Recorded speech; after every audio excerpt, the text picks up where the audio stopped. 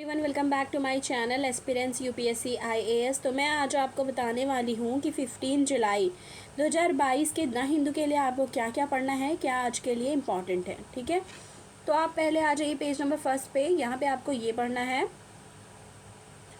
Gotabaya in Singapore send his resignation. तो गोटाबाया राजपक्षा जो है वो सिंगापुर में है, सॉरी, और उन्होंने क्या किया है, अपना रेजिग्नेशन दे दिया है।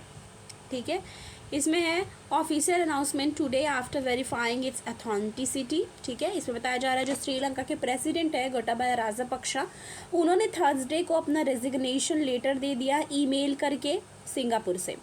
तो किसके ज़रिए उन्होंने दिया, ईमेल करके दिया है सिंगापुर से, द पार्लियामेंट्री स्पीकर ऑफिस से। ठीक है, जो पार्लियामेंट्री स्पीकर्स ऑफिस है उन्होंने ये चीज़ के बारे में बताया है। ओके, आगे देखते हैं। ईमेल से उन्होंने दिया, और इसके बाद हमें ये पढ़ना है, fiscal deficit range in CAD a concern. ठीक है, तो ये वाला भी हमको पढ़ना है, ये इम्पॉर्टेंट है। इसमें इन्फ्लेशन, ट्रेड डेफिसिट आर की चैलेंजेस फाइनेंस मिनिस्ट्री। तो फाइनेंस मिनिस्ट्री की तरफ से ये बताया गया है कि जो इन्फ्लेशन है वो ट्रेड डेफिसिट का एक की चैलेंज है। ठीक है, इसमें देख लेते हैं क्या बता रहे हैं कि इंडिया के जो माइक्रो रिस्क है, ठीक है, वो रिसेंट वीक क्या हुआ है, किस चीज़ को लेकर कंसर्न में है, अबाउट फिस्कल डेफिसिट।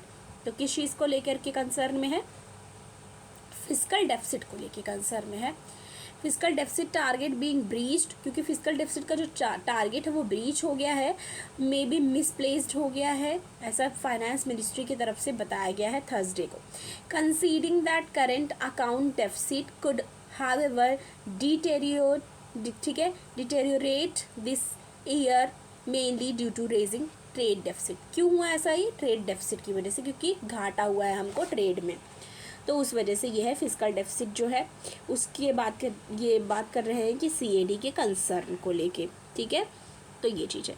अब आप सबको जानना होगा कि सीएडी क्या है, करंट अकाउंट डेफिसिट है। देखिए सीएडी प्रोफाइल के बारे में यहाँ बताया जा रहा है, a look at India's current account deficit. ठीक है, करंट अकाउंट डेफिसिट जो है वो सीएडी का फुल फॉर्म है।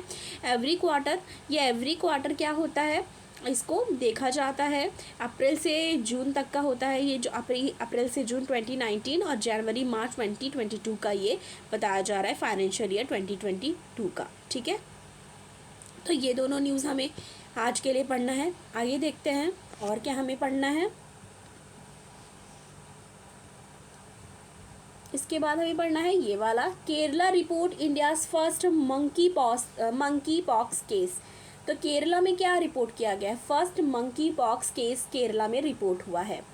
इसमें है 35 years old who arrived in state capital 3 days ago from UAE test positive. तो 35 ईयर्स ओल्ड, ठीक है,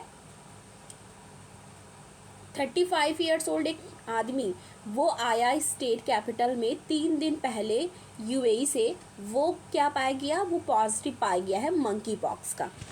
ठीक है, अब इसमें क्या देखना है, the first known lab confirm, ठीक है, case of monkeypox in India has been reported in a 35 years old man in Kerala who reached the state capital 3 days ago from the UAE। तो वो 3 दिन पहले UAE से आया और उसका चेक किया गया रिपोर्ट्स, तो उसमें ये आई हैं कि वो मंकी पॉक्स का पॉजिटिव पाया गया है।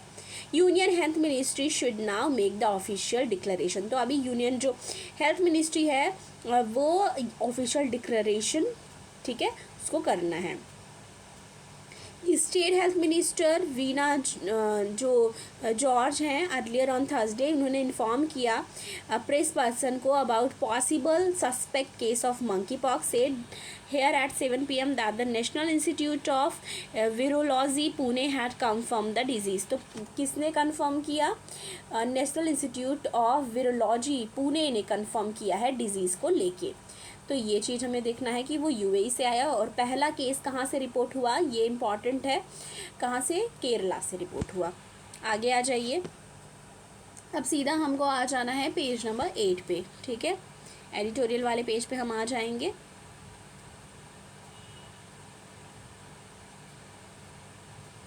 अब आपको ये आइडिया भी धीरे धीरे लग जा रहा होगा कि एक पहले पेज पे हमको न्यूज़ देखनी है, फिर हमको एडिटोरियल वाले पे देखनी है, फिर कैसे कैसे हमको न्यूज़ को अप्रोच करना है और कौन सा हमारे एग्ज़ाम के पर्सपेक्टिव से इम्पॉर्टेंट है। अब यहाँ पे हम आ गए हैं तो हम ये देखेंगे कि कौन सा इम्पॉर्टेंट है। इस पर आप ये वाला आ जाइए, the great omission in the draft disability policy. तो ये हमको पढ़ना है, the great omission in the draft ability policy जो है उससे रिलेटेड ये चीज़ पढ़नी है। और दूसरी हमें पढ़नी है ब्रिजिंग द गैप। ठीक है, ये दोनों इम्पॉर्टेंट है। ठीक है, ये दोनों हमको पढ़नी है। आगे देखते हैं और क्या हमको पढ़ना है, देख लेते हैं। तो हम ये टेक्स्ट एंड कॉन्टेक्स्ट वाले पेज पे आ गए हैं। अब हमको यहाँ पे क्या पढ़ना है, द डिबेट। ठीक है, the debate around the forest conservation rule, debate around the forest conservation rule, इससे रिलेटेड हमें देखना है। अब हम देखते हैं, जैसे मैं हमेशा बताती हूँ कि साइड में समरी तो ऐसा दिया होता है कि ये होल स्टोरी कहने की क्या कोशिश कर रहा है और हम शॉर्ट में इसको कैसे पढ़ सकते हैं, हम जान सकते हैं कि स्टोरी क्या है। अब यहाँ पे आप आ जाइए, इसमें बताया जा रहा है कि forest conservation rule prescribe the procedure to be followed for forest land. तो इसमें बताया जा रहा है जो फॉरेस्ट जो कंजर्वेशन रूल है, ठीक है, जो फॉरेस्ट कंजर्वेशन रूल है वो क्या प्रेस्क्राइब करता है, वो प्रेस्क्राइब करता है प्रोसीजर फॉलो किस चीज़ के लिए, जो फॉलोड होगा फॉरेस्ट लैंड के लिए। ठीक है, to be diverted for non forestry uses such as किस किस चीज़ के लिए, रोड कंस्ट्रक्शन के लिए, हाईवे डेवलपमेंट के लिए। तो हाईवे डेवलपमेंट और रोड कंस्ट्रक्शन के लिए जो नॉन फॉरेस्टी यूज़ किए जाते हैं उसको रिलेटेड भी फॉरेस्ट कंजर्वेशन रूल्स में प्रेस्क्राइब किए गए हैं प्रोसीजर। ठीक है, फॉरेस्ट लैंड को लेके, तो वो चीज़ फॉलो होगी अगर ऐसे सर्कमस्टांसेस रहती हैं तो। The latest version of the rules which consolidated change to the act over the year from various amendment and court ruling was made public on June 28, 2022। तो क्या बताया जा रहा है इसमें, अमेंडमेंट। ठीक है, वेरियस अमेंडमेंट्स करे गए और लेटेस्ट वर्जन जो रूल्स का है, जो कंसोलिडेट किया गया है चेंजेस के लिए, जो ये एक्ट है उसमें फॉरेस्ट कंजर्वेशन एक्ट में ओवर द ईयर जो चेंजेस हुई हैं, वेरियस अमेंडमेंट किया गया है। ठीक है, वो किस में पब्लिक किया गया है, कब पब्लिक किया गया है, जून 28, 2022 में ये पब्लिक किया गया है। Prior to the updated rule, state bodies would forward document to the forest advisory committee that would include information on the status of whether the forest right of locus in the area were settled। अब ये देखिए, ये करने के साथ साथ ये भी देखना है कि क्या स्टेटस है, क्या जो फॉरेस्ट राइट है लोकल्स के लिए उस एरिया में वो सेटल्ड है कि नहीं, मतलब कोई वायलेशन तो नहीं हो रहा है या उनको किसी टाइप की दिक्कत तो नहीं हो रही है, उस चीज़ से रिलेटेड है। अब इसमें क्वेश्चन आंसरिंग भी आई है, what are the forest conservation rule. ठीक है, फॉरेस्ट कंजर्वेशन रूल डील करता है इम्प्लीमेंटेशन फॉरेस्ट कंजर्वेशन एक्ट से। ठीक है, ये सब आपको अंदर पढ़ना है 1980 से, और ये प्रिस्क्राइब करता है प्रोसीजर। ठीक है, कि नॉन फॉरेस्टी यूजेस के लिए जैसे रोड कंस्ट्रक्शन, हाईवे डेवलपमेंट, जैसे मैंने पहले बताया। ऐसे इसमें है दूसरा कि after 2009 the environment ministry pass on the order mandating that. तो आपको ये चीज़ पढ़नी है, वीडियो बहुत लंबी हो जाएगी, फिर आपको इंटरेस्ट नहीं आएगा। तो मतलब आप ये पढ़ोगे, फिर आपके बाद आप अंदर भी पढ़ सकते हो, पर मैंने स्टोरी बता दी कि ये किससे रिलेटेड है, जिससे आपको याद रहे कि न्यूज़ में था। और जब आप लास्ट में जब मंथली करंट अफेयर्स आपको अवेलेबल हो जाएंगी तो आप वो देखो कि उसमें है ये न्यूज़ की नहीं, और नहीं है तो आप उसको स्टिकी नोट्स लगा करके वहाँ पे मेंशन करेंगे।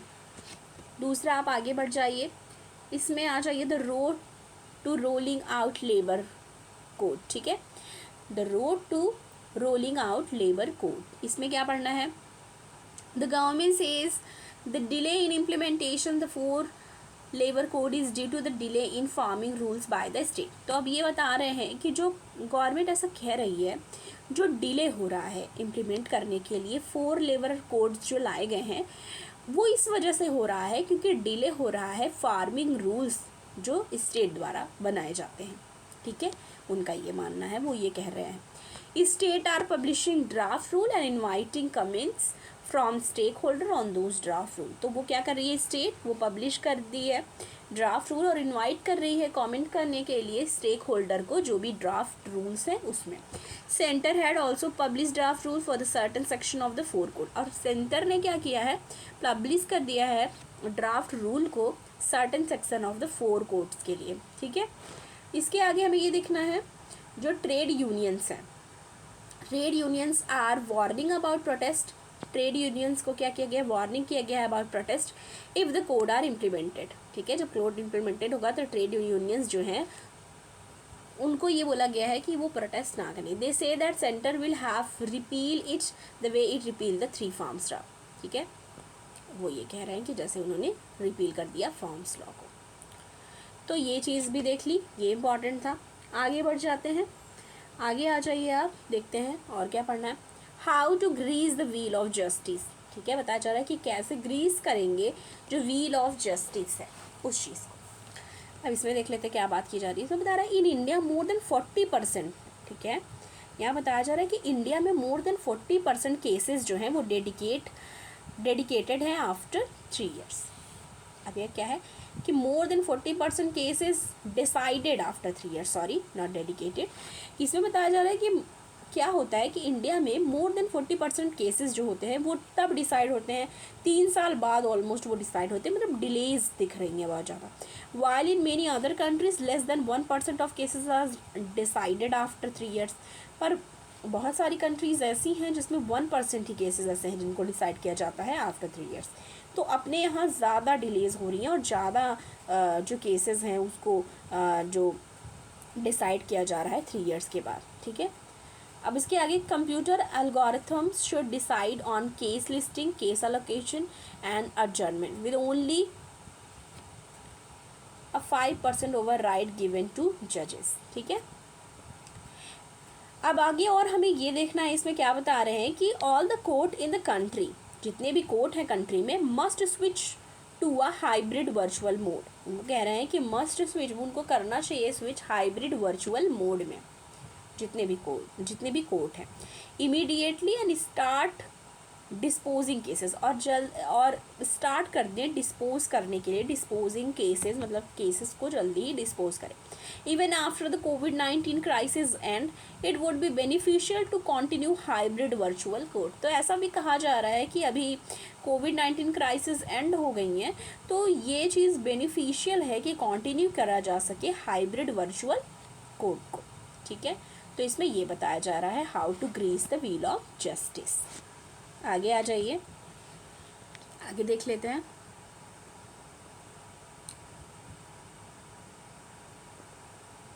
अब हमें इसमें क्या पढ़ना है, India to give land for I2U2 backed food park. ठीक है, private parties to fund project for food security. अब इसमें क्या बताया जा रहा है, इंडिया विल प्रोवाइड, इंडिया क्या करेगी, इंडिया प्रोवाइड करने वाली है अप्रोप्रिएट लैंड, किस चीज़ के लिए, फूड पार्क के लिए। तो इंडिया प्रोवाइड करेगी अप्रोप्रिएट लैंड फूड पार्क के लिए across the country that will build in the collaboration with the, किसके साथ कोलैबोरेट करके करेगी, इजराइल, US एंड UAE के साथ। ठीक है, तो इंडिया क्या करने वाली है, प्रोवाइड करने वाली है अप्रोप्रिएट लैंड फूड पार्क्स के लिए कोलैबोरेट करके इजराइल, US एंड UAE के साथ। The plan for the integrated food park was announced in a joint statement after the leader of I2U2 grouping।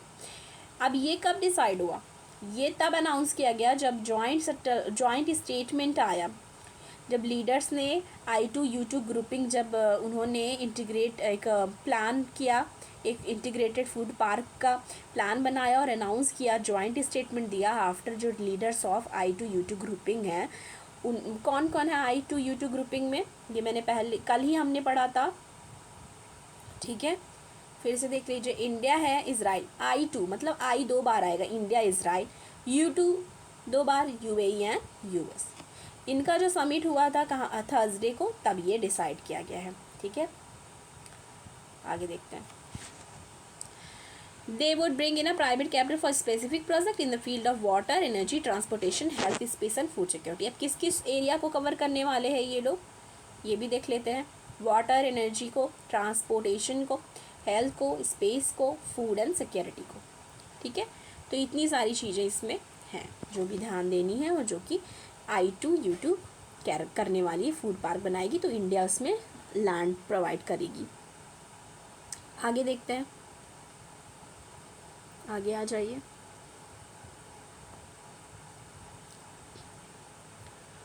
इसमें ये पढ़ना है, China waits and watches Sri Lankan crisis. तो चाइना क्या कर रही है, वेट कर रही है और वॉच कर रही है कि श्रीलंका की क्राइसिस क्या है, मतलब कैसे हुई, ठीक है।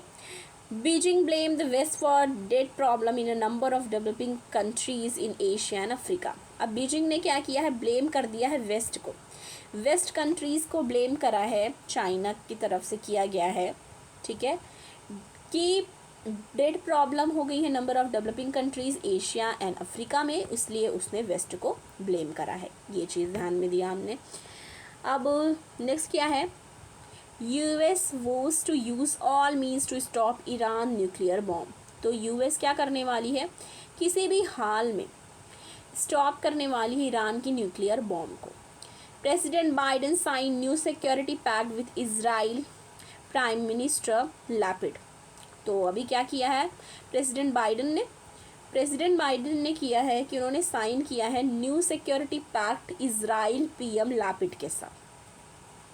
US and Israel signed a new security pact. तो यूएस एंड इजराइल ने क्या किया है, एक साइन किया है न्यू सिक्योरिटी पैक्ट, थर्सडे को रीइंफोर्स किया है जो कॉमन फ्रंट है against Iran. As president Joe Biden ने प्लेज किया है to use all American power to stop Islamic Republic from acquiring nuclear weapon। तो वो स्टॉप करने वाली है, ये चीज़ को यहाँ पे बताया जा रहा है। आगे आ जाते हैं,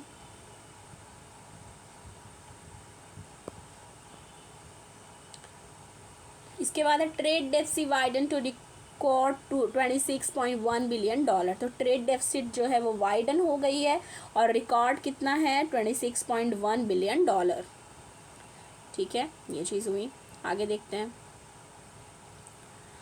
runaway gold coal purchase swell June import offset 23.5% growth in the export to $40.1 billion. India की जो मर्केंडाइज ट्रेड है डेफिसिट वो वाइडन हो गई है, रिकॉर्ड इतना पहुंच गया है जितना मैंने अभी कहा, $26.18 बिलियन जून में, wider than the government earlier estimate जो था 25.63 था, पर उससे भी बढ़ गया है। After the commerce ministry revise upward both the export and import figure for the month, उसके बाद ये चीज़ दिखी है। आगे देखते हैं, होलसेल, ठीक है, wholesale price rise ease to 3 month low of 15.2% in June. तो होलसेल प्राइस जो है वो राइज कर गई है, ठीक है, और 3 मंथ्स जो है फूड इन्फ्लेशन सर्च कर गई है, कितना सर्च की है ये देख लीजिए, फूड इन्फ्लेशन सर्च की है 12.4%, तो ये देख लो, ये चीज़ है। तो आज के द हिंदू के लिए हमको इतना ही पढ़ना था, हमारे लिए इतना इम्पॉर्टेंट था आज। तो अगर आपको द हिंदू का एनालिसिस जो मैं आपको प्रोवाइड करती हूँ वो अच्छा लगता हो तो प्लीज़ वीडियो को लाइक करिए, ज़्यादा से ज़्यादा शेयर करिए, और अगर आप चैनल पर नए हैं तो प्लीज़ सब्सक्राइब करना ना भूलें। Thank you.